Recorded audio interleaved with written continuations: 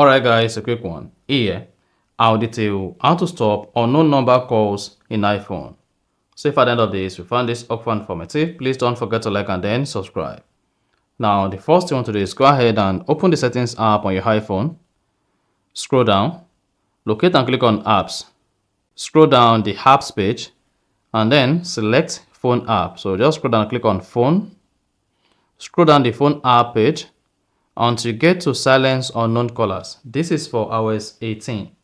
Then turn it on. On iOS 26, locate screen incoming calls and then turn it on. And also turn on move to unknown callers. Then it should say missed calls and voicemails from unsaved number will be silenced and move to unknown callers list. Then screen incoming calls also helps to screen calls from unsaved number. And then screen incoming call as well is a feature that allows you to screen calls before you pick them up, even before your iPhone rings. So with these two features turned on, this is going to help you to stop unknown number calls on your iPhone. So if you found this helpful and informative, please don't forget to like and then subscribe.